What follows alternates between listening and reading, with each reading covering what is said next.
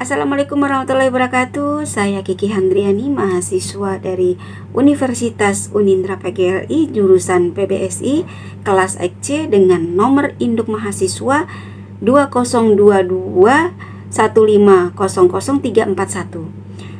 Saya ingin berbagi informasi tentang akhlak. Sebetulnya akhlak itu apa sih? Kita selama ini selalu belajar tentang agama, baik di sekolah, kemudian di masjid, pengajian, atau di lembaga pendidikan yang lain. Akhlak. Bahwa akhlak itu secara bahasa ya bentuknya itu jamak atau plural dari kata khulukun, yang artinya adab, tingkah laku, sopan santun, kemudian tindakan, tingkah laku, dan tata krama.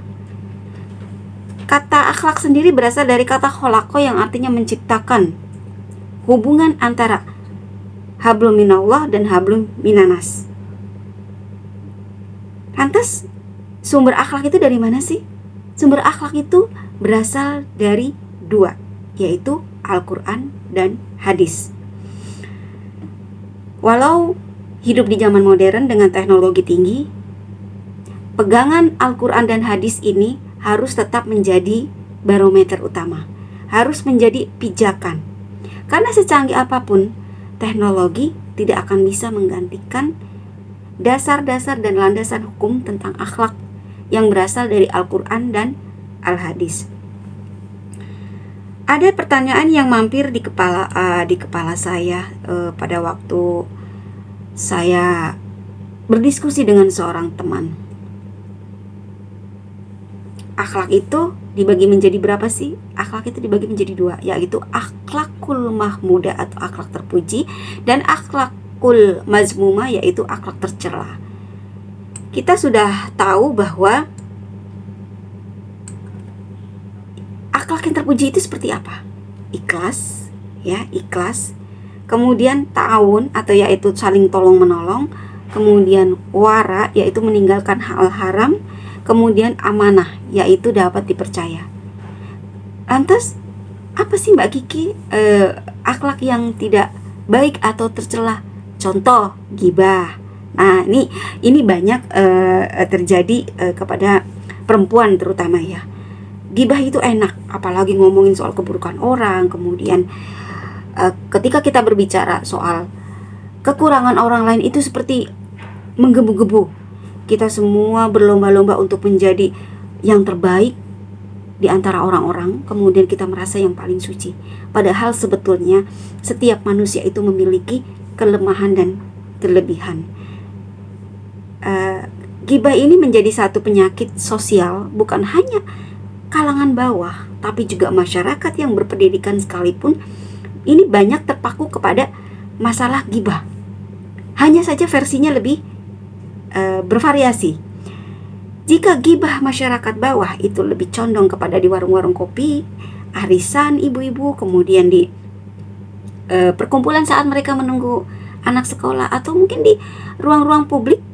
Tapi ketika ini menyangkut ghibah secara menyasar kepada masyarakat sosialita yang berpendidikan, ini versinya sudah berbeda lagi.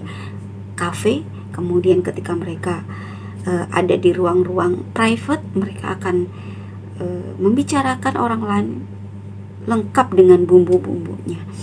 Kemudian bakhil, yaitu kikir. Sependek pengetahuan saya bahwa Allah itu menitipkan harta kepada kita tentu untuk tujuan yang lebih luas. Bukan hanya sebatas, oh saya ingin menjadi kaya untuk keluarga saya saja. Tidak. Karena di sebagian rezeki yang kita dapatkan itu ada hak-hak orang lain. Hak-hak kaum du'afa yang Allah titipkan kepada kita, kepada orang-orang yang diberi amanah harta. Namun pada kenyataannya di masyarakat ada orang-orang yang abai atau lalai dengan harta ini.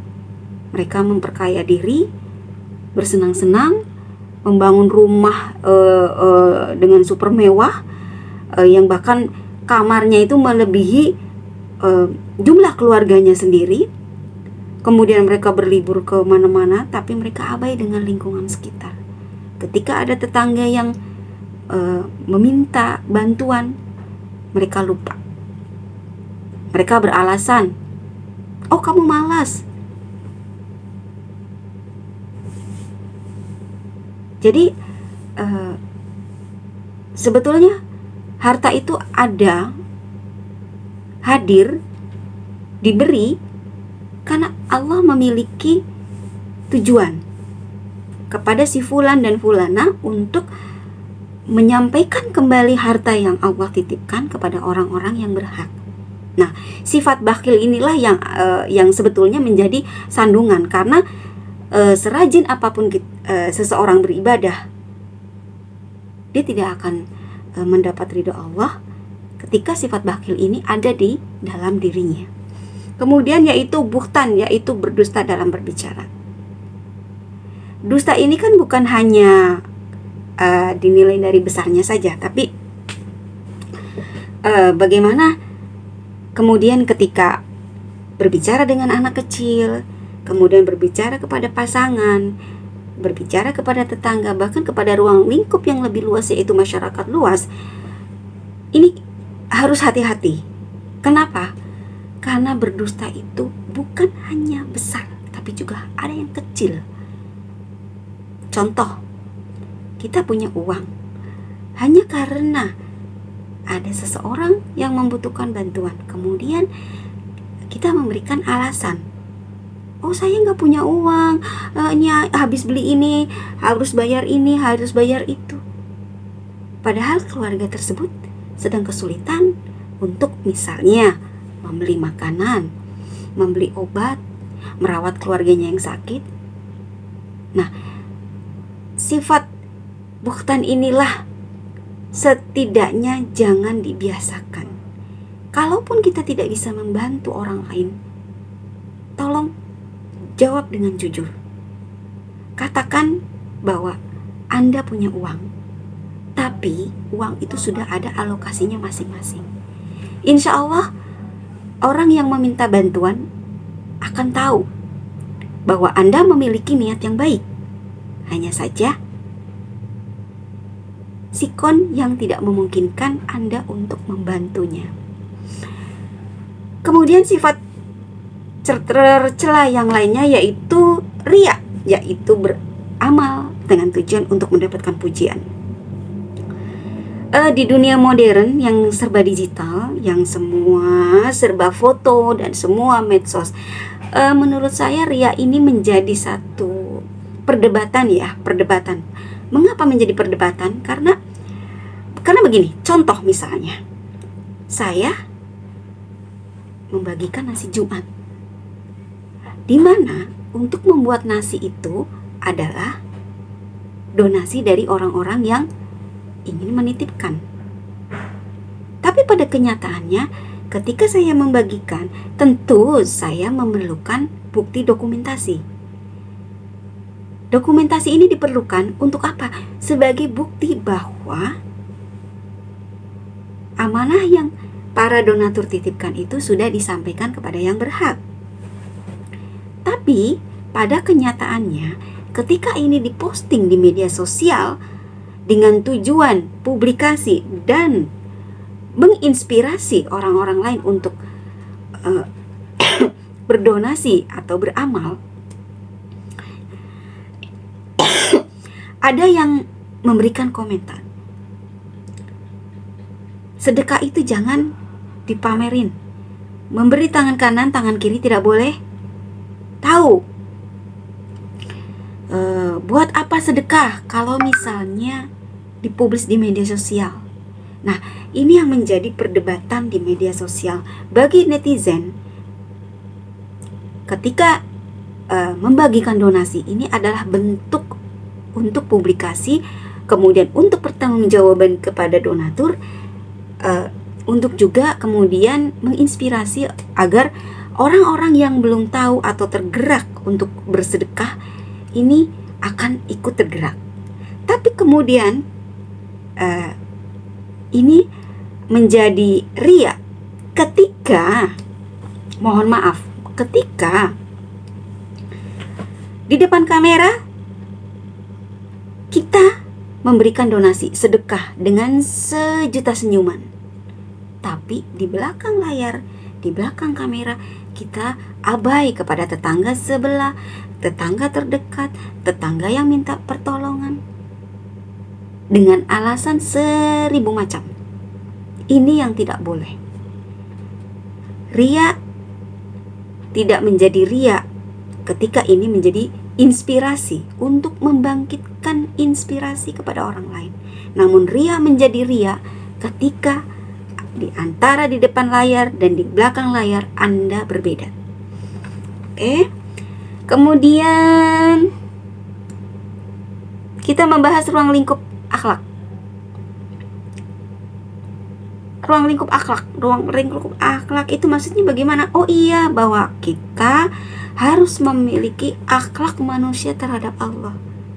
Artinya begini, jangan selalu jangan selalu menganggap bahwa Tuhan itu maha penyayang, Tuhan itu maha pemaaf. Kalau saya berbuat salah, Allah juga akan memaafkan. Memang betul. Tapi kita punya akhlak, kita punya aturan bagaimana menjaga akhlak kita di depan Allah Subhanahu wa Ta'ala. Contoh, jangan pernah sekali-sekali menjadi orang yang musyrik, syirik. Kita menduakan Allah. Tuhan itu esa, satu, tidak ada yang lain. Artinya Tuhan kita satu, yaitu Allah Subhanahu wa Ta'ala, pemilik alam semesta ini, yang menciptakan dunia dengan segala isinya. Tapi ketika kita kemudian hidup di zaman modern, di era digital, semua informasi terdapat di internet, nyatanya kepercayaan kita terhadap Allah Subhanahu wa Ta'ala itu mulai luntur.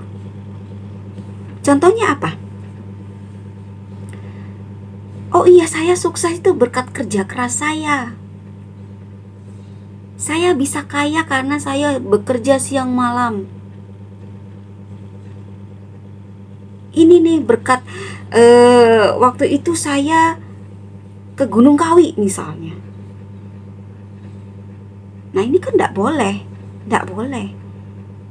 Yang membuka, memberi rezeki kita itu hanya Allah.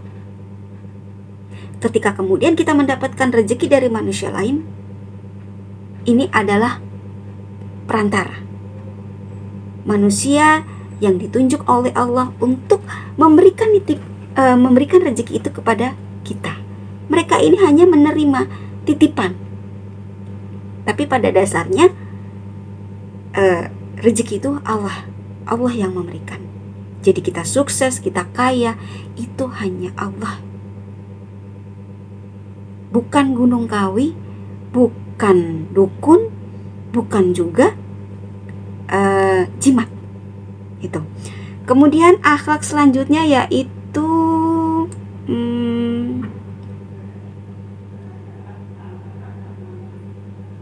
terhadap manusia. Bagaimana caranya terhadap manusia? Yaitu akhlak kepada orang tua. Contoh, berbicara dengan lembut, kemudian menghormati walaupun terjadi perbedaan pendapat. Nah, akhlak terhadap diri sendiri, jangan lupa berperilaku jujur, pemaaf, dan menghindari sifat tercela. Manusia adalah makhluk yang paling banyak membuat kesalahan selama di dunia. Serajin apapun kita beribadah, setinggi apapun ilmu yang kita miliki, manusia pasti memiliki kekurangan, selalu membuat kesalahan, bahkan meski sekecil biji zarah. Karena itu, hindari sifat tercela, menjadi pemaaf ketika ada orang yang meminta maaf. Kemudian pemohon maaf mudah mengucapkan minta maaf jika kita melakukan kesalahan. Kemudian jujur pada diri sendiri, jujur pada Allah, dan jujur kepada orang lain. Akhlak terhadap masyarakat, artinya karena hidup sebagai makhluk sosial harus menghormati nilai dan norma yang ada, saling menolong dan melakukan kebajikan. Karena sebetulnya kita di dunia ini mengemban amanah untuk menjadi suri tauladan bagi orang lain, sekecil apapun. Contoh, kita selalu sigap ketika ada orang yang kesulitan. Kita tidak melihat agamanya apa, sukunya apa. Ketika memang harus ditolong, tolonglah orang itu karena Allah, bukan karena manusia. Karena ketika berbicara kita landasannya bahwa saya membantu karena manusia, karena dia, kita akan kecewa. Karena manusia pada dasarnya sering membuat manusia lain kecewa. Nah, inilah pentingnya bagaimana ketika kemudian kita terjun di dalam masyarakat itu, semua diniatkan karena Allah, bukan karena manusia. Akhlak manusia terhadap alam.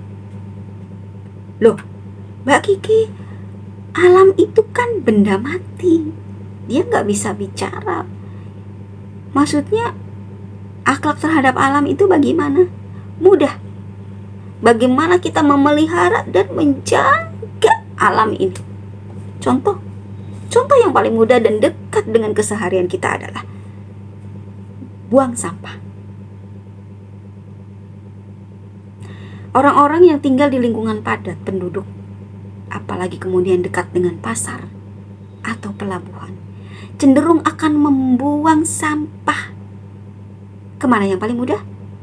Kali. Ada di belakangnya kali atau di depannya kali, sampah dibungkus plastik, langsung dibuang. Padahal sudah ada tempat sampah, padahal ada tukang sampah. Biarin aja, ada kali.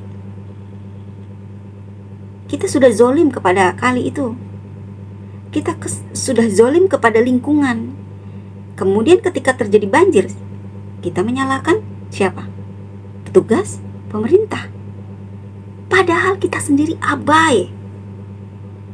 Kita sendiri itu abai dengan lingkungan kita.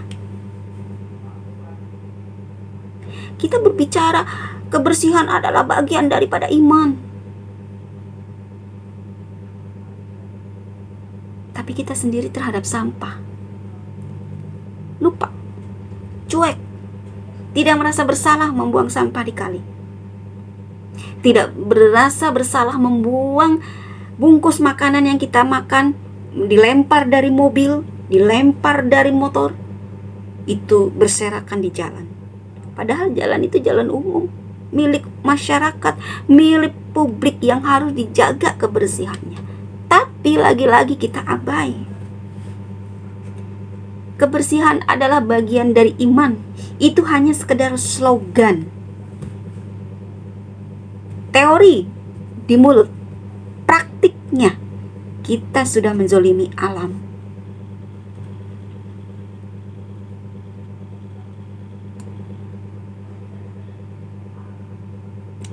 Kemudian pembinaan akhlak. Pembinaan akhlak itu tidak bisa dilakukan dalam hitungan hari.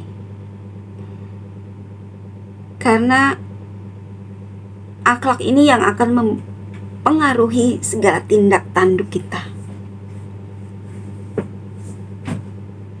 Pembinaan akhlak itu tidak bisa dimulai dari, oh ya nanti saja, nanti kan kalau besar dia itu sudah bisa tahu sendiri yang benar yang salah. Oh tidak, akhlak itu harus dibina sejak kecil. Bahkan ketika dalam kandungan, seorang ibu itu dianjurkan untuk berbicara dengan bayinya. Walaupun dia ada di dalam perut. Kenapa? Karena bayi itu sudah menjadi sunatullahnya, dia akan mendengar semua suara-suara di sekitar dia. Itulah kenapa Islam menganjurkan bahwa didik anakmu sejak dalam kandungan. Biasakan dia mendengar suara yang baik, biasakan dia mendengarkan lantunan ayat-ayat Al-Quran. Kemudian ajarkan dia disiplin, kapan dia harus tidur. Nah, ini juga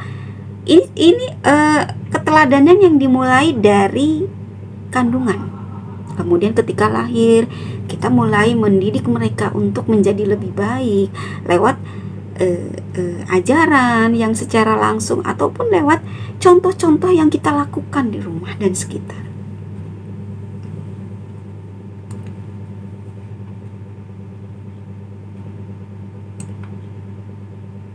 Ada pertanyaan yang sebetulnya simple, sederhana, tapi sebetulnya agak sulit dijawab. Sebenarnya tujuan akhlak itu apa sih? Pendidikan akhlak. Apakah sekedar saya ingin masuk surga? Ataukah sekedar saya ingin dianggap baik oleh orang lain sehingga menjadi mendapat predikat orang yang soleh, orang yang soleha, calon yang masuk surga? Tidak. Pembinaan akhlak itu menurut saya bahasa simpelnya itu pertanggungjawaban kita kepada Allah. Karena tidak ada yang lebih berat selain kita bertanggung jawab kepada Allah. Kepada atasan hanya sebatas kerja, kepada orang tua hanya sebatas kita ada di dunia. Tapi kepada Allah, semua panca indera kita ini akan dimintai pertanggungjawaban. Mulut kita, hidung kita, mata kita, pikiran kita, hati kita, semuanya harus dipertanggungjawabkan.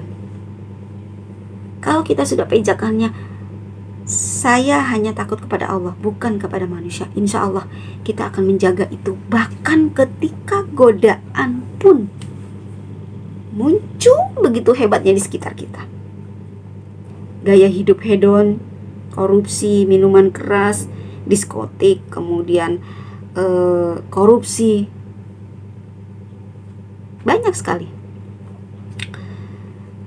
faktor yang mempengaruhi akhlak. Apa aja sih? Ada faktor internal dan faktor eksternal. Faktor internal yaitu insting, kehendak, keturunan.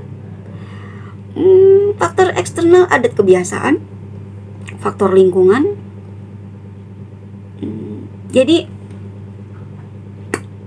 akhlak menurut saya itu dipahami dengan bahasa yang sederhana, bahwa ketika seseorang sudah sadar bahwa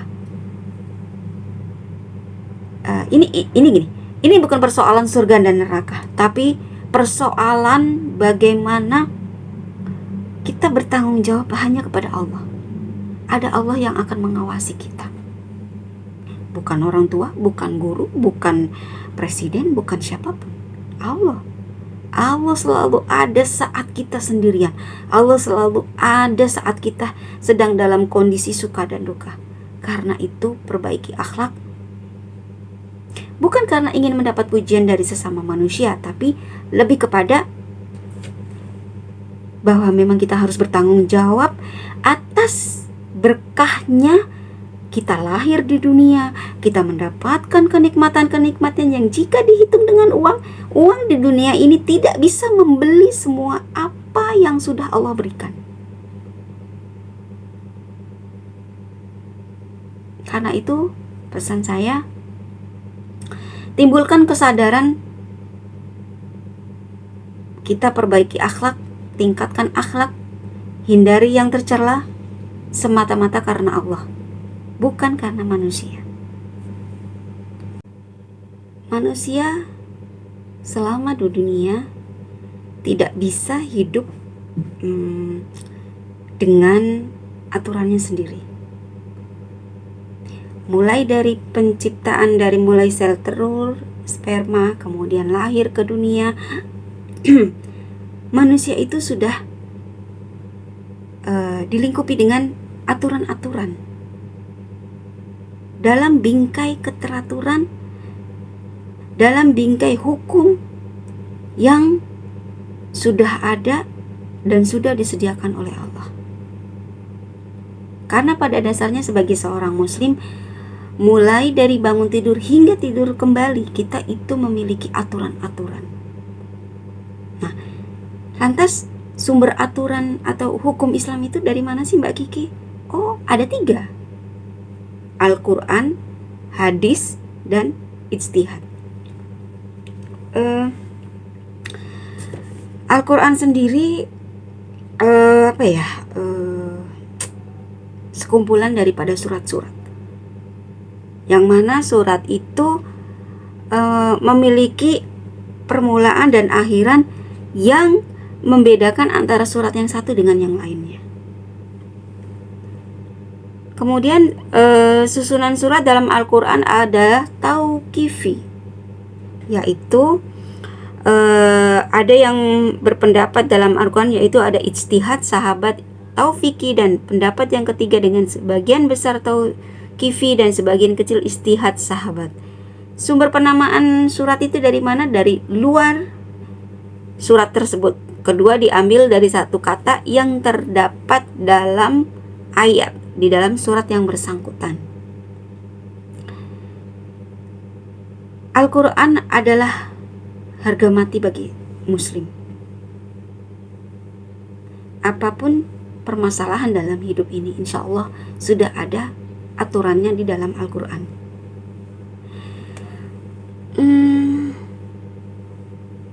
Al-Quran yang diturunkan kepada para nabi melalui proses yang panjang. Dan memahami Al-Quran itu tidak bisa sendirian, karena ada sumber hukum yang kedua, yaitu as-sunnah atau al-hadis. Apa sih al-hadis itu? Yaitu ajaran yang disampaikan kepada para sahabat Nabi, yang mana mendukung untuk daripada begini, masyarakat awam tidak semuanya bisa memahami isi Al-Quran secara jelas. Jika bukan orang-orang yang ahli ibadah atau tabi'in, itu tidak bisa langsung memahami isi kandungan atau makna daripada sebuah ayat itu langsung. Artinya harus dibantu oleh hadis yang disampaikan oleh para sahabat Nabi, yang dimana hadis ini melingkupi semua sisi kehidupan manusia. Sendi-sendi kehidupan manusia itu sudah ada di al-hadis. Kemudian ada yang ketiga sumber hukum Al-Quran, yaitu ijtihad.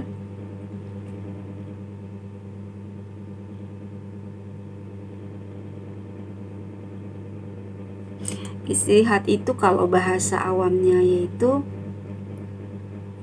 keputusan yang diambil berdasarkan situasi tertentu, situasi kondisi di masyarakat pada saat itu, tentu dengan tidak melanggar aturan Al-Quran dan agama. Jadi sekali lagi, sumber Al-Quran itu sumber hukum dalam Islam itu ada 3, yaitu Al-Quran, hadis, dan ijtihad. Ada sebuah perdebatan panjang di era modern saat ini, yaitu tentang keharusan karyawan muslim mengenakan baju Santa Claus saat dia bekerja, terutama di mall-mall ya, terutama di mall.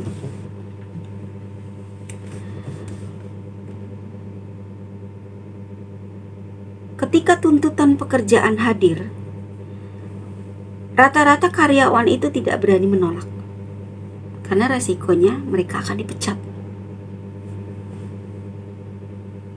Kemudian ada ucapan Natal. Oh, ini Natal teman saya, merayakan Natal, saya mau ngucapin. Tapi ada lagi temannya yang tidak mau mengucapkan Natal, Selamat Natal. Nah, dua orang muslim ini tentu memiliki alasan yang kuat kenapa yang satu harus mengucapkan, yang satu tidak. Kemudian kegamangan seorang karyawan ketika harus mengenakan baju Santa Claus. Ketika kita berbicara toleransi, ini menyangkut kepada umat lain. Artinya berbicara toleransi itu tidak bisa hanya melihat dari satu sisi, tidak hanya melihat dari satu kacamata satu umat. Toleransi dalam Islam adalah toleransi dalam bidang kehidupan di dunia. Tapi Islam tidak mentolerir apapun jika sudah menyangkut ajaran agama. Oh ya, saudara saya sedang merayakan hari Natal. Oh, kebetulan parkirnya, contoh, Istiqlal dan Katedral. Ini salah satu contoh toleransi yang baik. Ketika umat Kristiani sedang merayakan Natal dan tempat parkir otomatis kan kurang, pihak dari Masjid Istiqlal menawarkan, silakan jamaah gereja parkir di Istiqlal. Demikian pula saat umat muslim merayakan Idul Fitri. Sholat Idul Fitri di Istiqlal adalah sholat Idul Fitri kenegaraan di mana presiden dan para menteri hadir. Sholat di sana. Nah, gereja katedral juga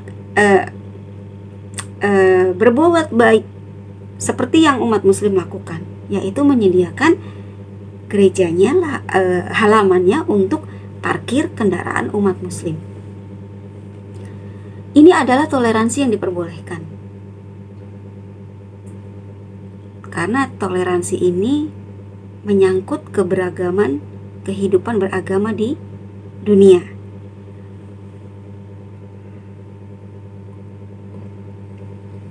Toleransi itu menurut saya lebih kepada bagaimana kita bermuamalah dengan sesama manusia. Tolong menolong. Tapi kemudian ketika sudah masuk kepada ranah ibadah, contoh misalnya mengucapkan Selamat Natal. Nah, disinilah kita diperlukan ketegasan bahwa kita tidak wajib untuk mengucapkan Selamat Natal, karena itu adalah hari raya agama lain. Tapi Mbak Kiki, itu buktinya ada pejabat, presiden, dan para menteri yang mengucapkan Selamat Natal. Konteksnya lain, karena mereka adalah pejabat negara, karena mereka adalah milik publik, mereka adalah pelayan masyarakat, yang artinya mereka tidak bisa pada saat menjabat sebuah jabatan, mereka tidak bisa berasumsi bahwa ini saya presiden, ini saya Pak Jokowi. Beda. Karena pejabat negara itu adalah masyarakat, milik publik, kemudian dibayar oleh uang pajak rakyat.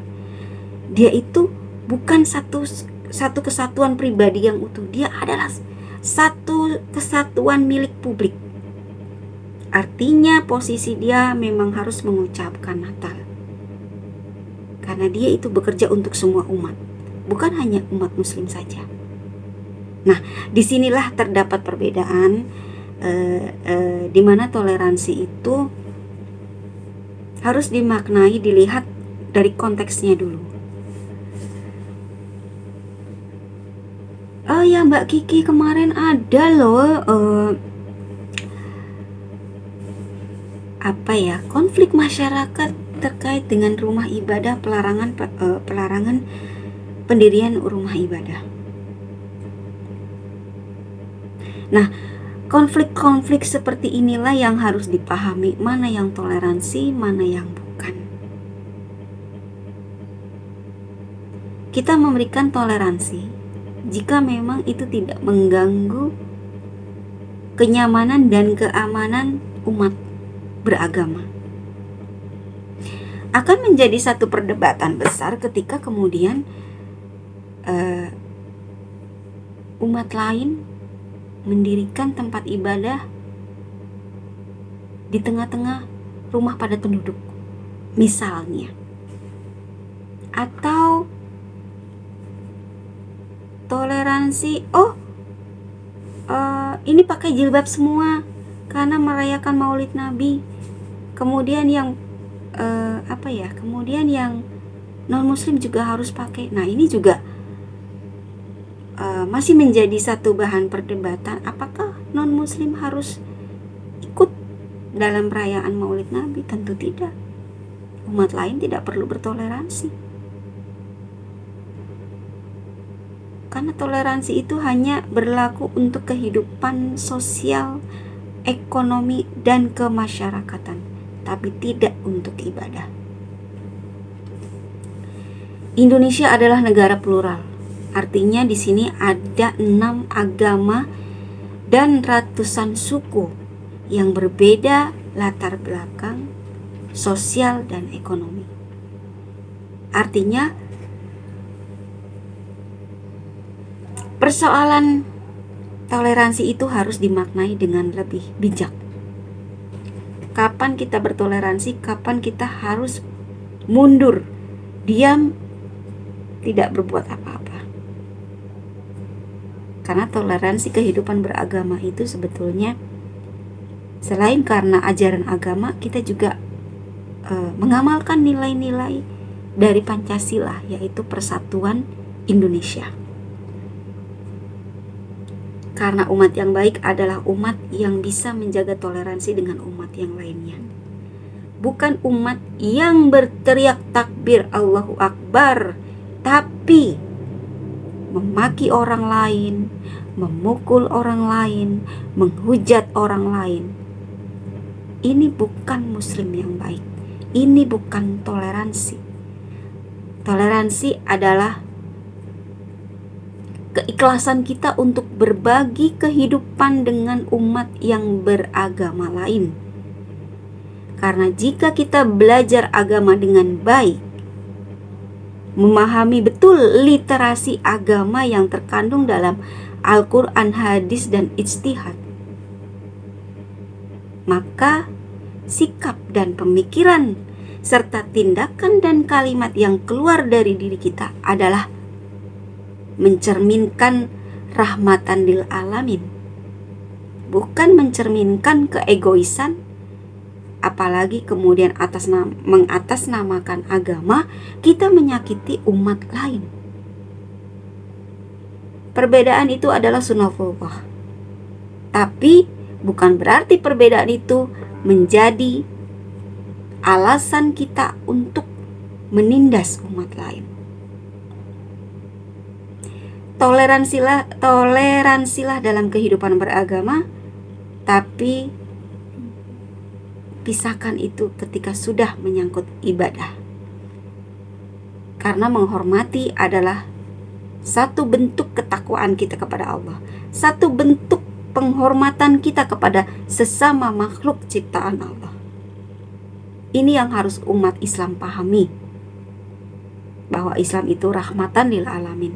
Islam itu agama yang terbaik, yang sangat menjunjung tinggi hak hidup manusia, alam, dan hewan.